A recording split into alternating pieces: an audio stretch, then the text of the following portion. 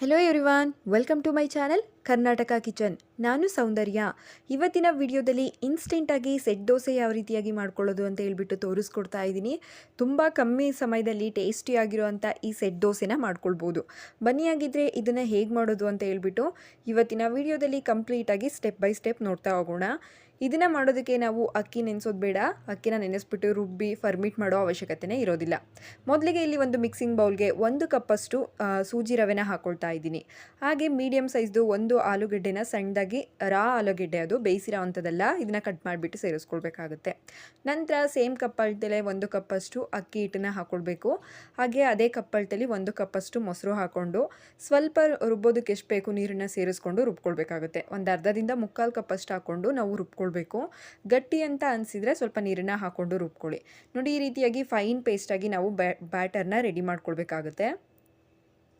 ಆಲೂಗಡ್ಡೆ ನಿಮಗೆ ಗಟ್ಟಿಯಾಗಿತ್ತು ಅಂತಂದರೆ ನೀವು ತುರಿದ್ಬಿಟ್ಟು ಕೂಡ ರುಬ್ಕೊಳ್ಬೋದು. ನಂತರ ಈ ಬ್ಯಾಟರ್ಗೆ ಒಂದು ಸ್ಮಾಲ್ ಸೈಜ್ದು ಟೊಮೊಟೊ ಹಾಗೆ ದೊಡ್ಡ ಸೈಜು ಈರುಳ್ಳಿನ ಸಣ್ಣದಾಗಿ ಕಟ್ ಮಾಡಿ ಹಾಕ್ಕೊಳ್ಬೇಕಾಗುತ್ತೆ. ಇದ್ರ ಜೊತೆ ಕೊತ್ತಂಬರಿ, ಕರಿಬೇವು ಹಾಗೆ ಹಸಿಮೆಣಸಿಕಾಯಿ ಮತ್ತು ಒಂದು ಅರ್ಧ ಟೀ ಸ್ಪೂನಷ್ಟು ಜೀರಿಗೆ ಕೂಡ ಹಾಕ್ಕೊಳ್ಳೋಣ. ಕೊನೆಯದಾಗಿ ರುಚಿಗೆ ತಕ್ಕಷ್ಟು ಉಪ್ಪು ಹಾಗೆ ಸ್ವಲ್ಪ ಅಡುಗೆ ಸೋಡಾನ ಹಾಕ್ಕೊಳ್ಬೇಕು. ಅಡುಗೆ ಸೋಡಾನ ಇನ್ಸ್ಟೆಂಟಾಗಿ ಮಾಡ್ತಾ ಇರೋದ್ರಿಂದ ಹಾಕ್ಕೋಬೇಕು. ಹಾಗೆ ಫ್ಲಫಿಯಾಗಿ ಕೂಡ ಬರುತ್ತೆ ನಾವು ಅಡುಗೆ ಸೋಡಾ ಯೂಸ್ ಮಾಡೋದ್ರಿಂದ ಅಷ್ಟೇ. ಇಷ್ಟ ಇಲ್ಲ ಅಂತ ಅಂದರೆ ನೀವು ಸ್ಕಿಪ್ ಮಾಡ್ಕೊಳ್ಬೋದು.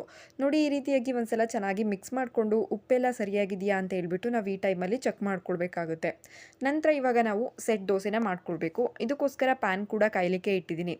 ಸೆಟ್ ದೋಸೆ ಮಾಡೋ ರೀತಿ ಇಷ್ಟ ಆಗಲ್ಲ ಅಂತ ಅಂದರೆ ನೀವು ಬಂದ್ ದೋಸೆ ಥರ ಕೂಡ ಮಾಡ್ಕೊಳ್ಬೋದು. ಒಗ್ಗರಣೆ ಬಾಣಲಿ ಬರುತ್ತಲ್ಲ ಅದರಲ್ಲಿ.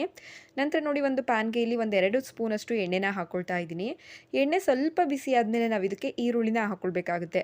ಇದು ಬಂದುಬಿಟ್ಟು ಆನಿಯನ್ ಸೆಟ್ ದೋಸೆ, ಹಾಗಾಗಿ ಈ ರೀತಿಯಾಗಿ ಈರುಳ್ಳಿನ ಹಾಕಿ ಮಾಡ್ಕೊಳ್ಬೋದು. ಇದಿಷ್ಟ ಇಲ್ಲ ಅಂತ ಅಂದರೆ ನೀವು ಡೈರೆಕ್ಟಾಗಿ ಕೂಡ ಮಾಡ್ಕೊಳ್ಬೋದು. ಆದರೆ ಈ ರೀತಿಯಾಗಿ ಜಾಸ್ತಿ ಕ್ವಾಂಟಿಟಿಲಿ ಈರುಳ್ಳಿ ಹಾಕಿ ಮಾಡ್ಕೊಳ್ಳೋದ್ರಿಂದ ಈ ಸೆಟ್ ದೋಸೆ ರುಚಿ ಅಂತೂ ತುಂಬಾ ಚೆನ್ನಾಗಿರುತ್ತೆ. ನೋಡಿ, 1 ನಿಮಿಷ ಇದನ್ನು ಫ್ರೈ ಮಾಡಿಕೊಂಡ್ರೆ ಸಾಕು.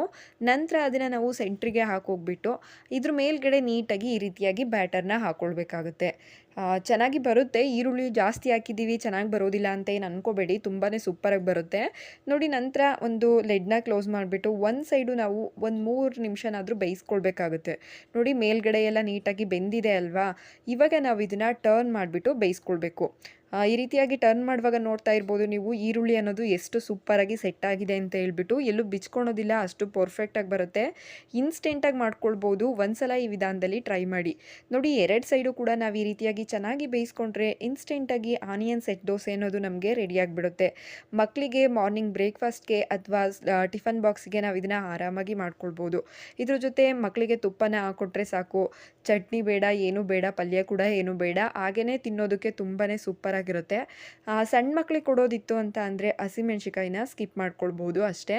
ಇನ್ನೆಲ್ಲ ಇಂಗ್ರೀಡಿಯೆಂಟ್ಸು ಇದ್ರ ಜೊತೆ ನೀವು ಕ್ಯಾರೆಟ್ ಕೂಡ ಹಾಕ್ಕೊಳ್ಬೋದು. ಇನ್ನೂ ಟೇಸ್ಟ್ ಚೆನ್ನಾಗಿ ಬರುತ್ತೆ.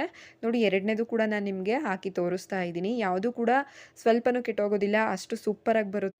ಈ ವಿಧಾನದಲ್ಲಿ ಒಂದ್ಸಲ ಟ್ರೈ ಮಾಡಿ. ನೋಡಿದ್ರಲ್ಲ ಎಷ್ಟು ಈಸಿಯಾಗಿ ಇನ್ಸ್ಟೆಂಟಾಗಿ ಆನಿಯನ್ ಸೆಟ್ ದೋಸೆನ ಮಾಡ್ಕೊಳ್ಬಹುದು ಅಂತ ಹೇಳ್ಬಿಟ್ಟು. ಈ ಆನಿಯನ್ ಸೆಟ್ ದೋಸೆ ರೆಸಿಪಿ ನಿಮ್ಮೆಲ್ಲರಿಗೂ ಇಷ್ಟ ಆಗಿದೆ ಅಂತ ಅಂದ್ಕೊಳ್ತೀನಿ. ಇಷ್ಟ ಆಗಿದ್ರೆ ಲೈಕ್, ಶೇರ್, ಕಮೆಂಟ್ ಮಾಡೋದ್ರ ಜೊತೆಗೆ ಇನ್ನೂ ಯಾರು ನನ್ನ ಚಾನಲ್ನ ಸಬ್ಸ್ಕ್ರೈಬ್ ಮಾಡದೆ ವಿಡಿಯೋ ನೋಡ್ತಾ ಇದ್ದೀರಾ, ಪ್ಲೀಸ್ ಸಬ್ಸ್ಕ್ರೈಬ್ ಮಾಡ್ಕೊಳ್ಳಿ. Thank you for watching.